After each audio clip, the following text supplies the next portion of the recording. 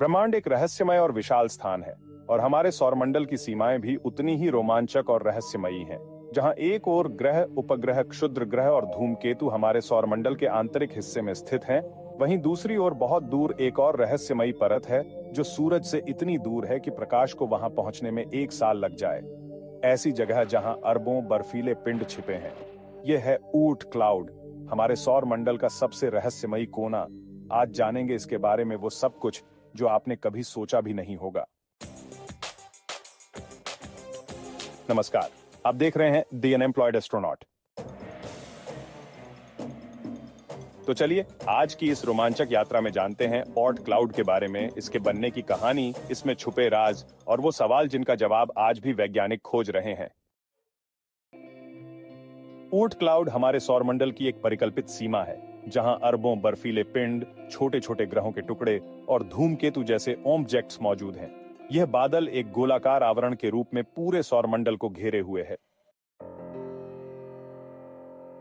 इसका नाम जैन ऊर्ट नामक डच खगोल शास्त्री के नाम पर पड़ा, जिन्होंने 1950 में इसके अस्तित्व की परिकल्पना की थी।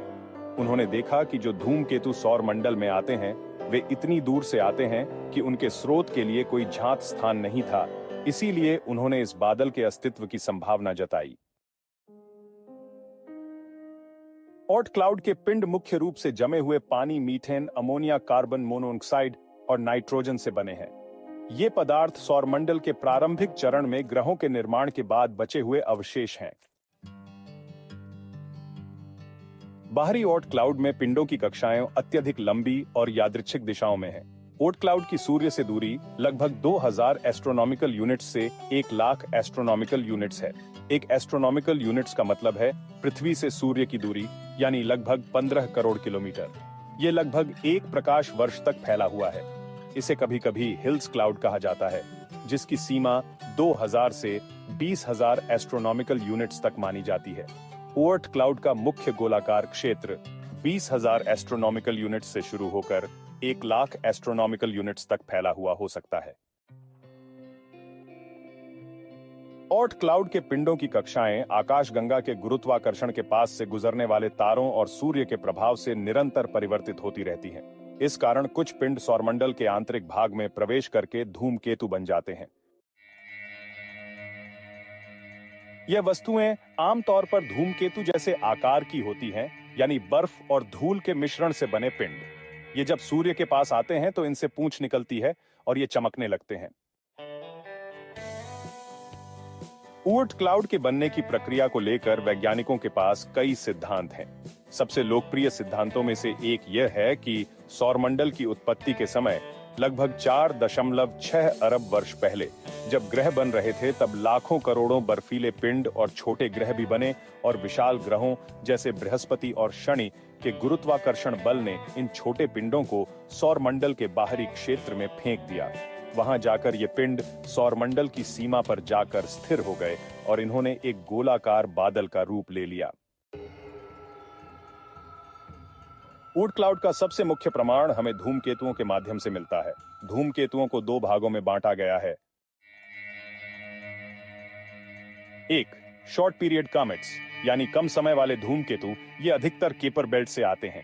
इनकी कक्षा सूर्य के चारों ओर कम समय, यानी 200 वर्षों से कम में पूरी होती है। लंबी अवधि वाले धूमकेतु ओर्ट क्लाउड से आते हैं। इनकी कक्षा बहुत लंबी होती है और इन्हें सूर्य तक आने में हजारों साल लग जाते हैं। उदाहरण के लिए हेल-बॉब, जो 1997 में देखा गया था, और कॉमेट C2020F3, जिसे नियोवाइज भी कहा जाता है। इन धूमकेतुओं की बहुत बड़ी और अत्यधिक अंडाकार कक्षा होती है, जो बताती है कि वे सौरमंडल की बहुत दूर की सीमाओं से आते हैं। अब तक ओर्ट क्लाउड को प्रत्यक्ष रूप से देखा नहीं जा सका है। इसके कुछ कारण हैं। यह बहुत दूर, हजारों से लाखों एस्ट्रोनॉमिकल यूनिट दूर स्थित है। वहां की वस्तुएं छोटी और धुंधली होती हैं, जो प्रकाश बहुत कम परावर्तित करती हैं। वे सूर्य से इतनी दूर हैं कि उनमें कोई गतिविधि नहीं होती, जिससे उन्हें पहचानना मुश्किल होता है। हमें इसका अस्तित्व धूमकेतुओं के व्यवहार से अनुमानित रूप से पता चला है। वर्तमान समय में इंसानी या रोबोटिक मिशनों के लिए ओर्ट क्लाउड तक पहुंचना तकनीकी रूप से बहुत कठिन है। अब तक सबसे दूर गया मानव निर्मित यान वॉयेजर 1 है, जो लगभग 160 एस्ट्रोनॉमिकल यूनिट्स दूर है। ओर्ट क्लाउड इसकी तुलना में 1 लाख एस्ट्रोनॉमिकल यूनिट्स तक फैला है। इसका मतलब है कि आज की तकनीक से ओर्ट क्लाउड तक पहुंचना हजारों वर्षों का काम हो सकता है। ओर्ट क्लाउड का अध्ययन हमारे लिए कई मायनों में महत्वपूर्ण है। पहला, सौर मंडल की उत्पत्ति और विकास को समझने में मदद मिलती है।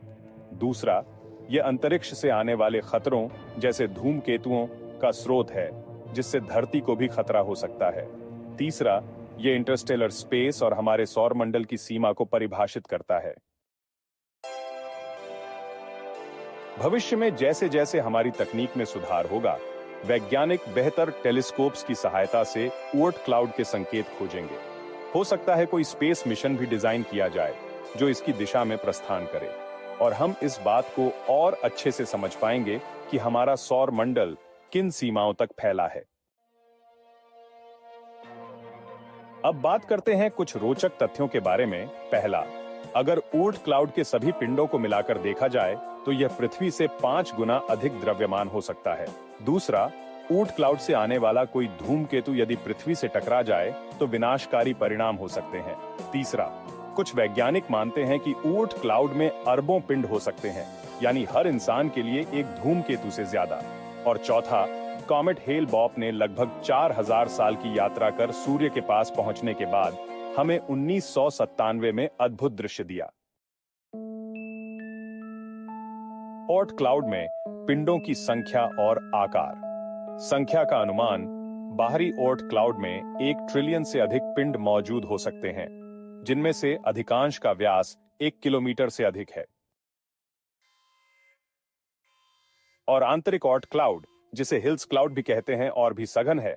वहां पिंडों की संख्या बाहरी भाग की तुलना में 10 से 100 गुना अधिक हो सकती है। आकारिक विविधता, छोटे पिंड कुछ मीटर से लेकर कई किलोमीटर तक, जैसे धूमकेतु के नाभिक, और बड़े पिंड सेडना जैसे विशाल पिंड, जिनका व्यास 1000 किलोमीटर तक हो सकता है। पिंडों की संरचना और कक्षीय विशेषताएं। वर्तमान वैज्ञानिक समझ के अनुसार ओर्ट क्लाउड के पिंड अपने स्वयं के ग्रहीय चक्र नहीं रखते। इसके निम्नलिखित कारण हैं। द्रव्यमान की कमी। अधिकांश पिंडों का द्रव्यमान इतना कम है कि वे गुरुत्वाकर्षण से बंधे चंद्रमा या उपग्रहों को नहीं पकड़ सकते हैं। इन पिंडों के बीच की दूरी इतनी अधिक है कि ग्रेविटेशनल बाइंडिंग संभव नहीं है। ओर्ट क्लाउड की अत्यधिक दूरी के कारण वर्तमान प्रौद्योगिकी से यह पता लगाना असंभव है कि क्या कोई पिंड चंद्रमा जैसे छोटे उपग्रहों को होस्ट करता है। हालांकि कुछ विशेष मामलों में बड़े पिंडों जैसे सेडना या अन्य बर्फीले पिंड के चंद्रमा हो सकते हैं। उदाहरण के लिए सेडना, इस विशाल पिंड का अध्ययन करने वाले वैज्ञानिकों ने अभी तक कोई चंद्रमा नहीं खोजा है, लेकिन यह संभव है कि भविष्य के अवलोकनों में ऐसी खोज हो। धूमकेतु ज़ेसिसस पी चुर्युमो गेरासिमेंको, यद्यपि यह ओर्ट क्लाउड से नहीं बल्कि काइपर बेल्ट से आता है, इसके 2 लोब्स हैं जो टकराव के बाद जुड़े हुए हैं।